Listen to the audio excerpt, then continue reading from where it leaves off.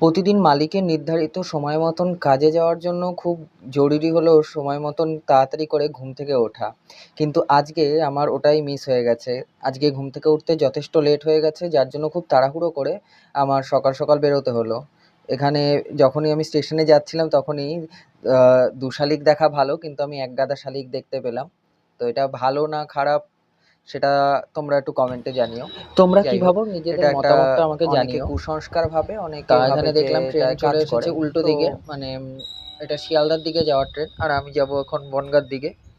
তো ওই ট্রেনেও সবাই দেখছিলাম উল্টো সাইড থেকেই কষ্ট করে উঠছে, কেউ নামছে। যাই হোক, এখানে দাঁড়িয়ে আমি একটু দেখলাম এদেরকে। তারপর তোমাদেরকে আমার এই চাঁদ সা মুখড়া দেখানোর জন্য ভিডিওটাকে ফ্রন্টে করলাম, যেখানে কিনা আমি কালকের মতন আজকেও চুল সেট করাতে ব্যস্ত ছিলাম। এটা বলতে পারো এক প্রকার নার্ভাসনেসের থেকেই আমি এরম করে থাকি, যেহেতু প্রথমবার ভিডিও করছি এইভাবে করে। তারপরে দেখতে পেলাম দূর থেকে ট্রেন আসছে, এই যে ট্রেনটা অনেক কাছে চলে আসলো এখন। যাই হোক, ট্রেনটায় এবার উঠে পড়বো আমি।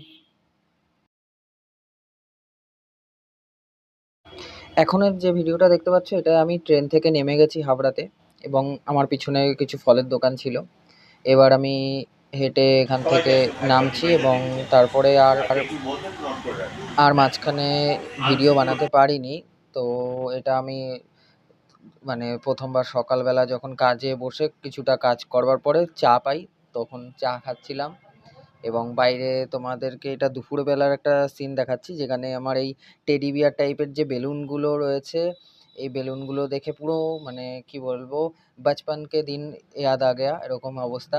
তো ইচ্ছা করছিল আমারও ছুটে গিয়ে কয়েকটা বেলুন কিনে নিতে, কিন্তু উপায় ছিল না।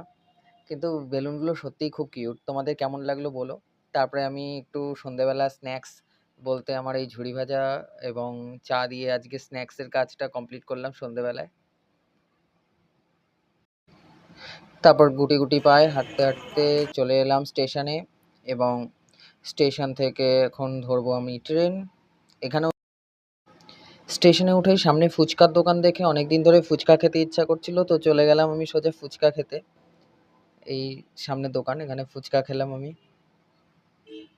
ফুচকা খাওয়ার পর ট্রেন আসার জন্য অপেক্ষা করতে করতেই দেখলাম সঙ্গে সঙ্গে ট্রেনটা ঢুকেও গেল, এবং আমি তারপরে আস্তে করে ট্রেনে উঠে গেলাম। ট্রেন থেকে নেমে একটা আইসক্রিমের দোকান থেকে আইসক্রিম খেতে খেতে বাড়ি চলে আসলাম। আজকের জন্য এইটুকুই, টাটা।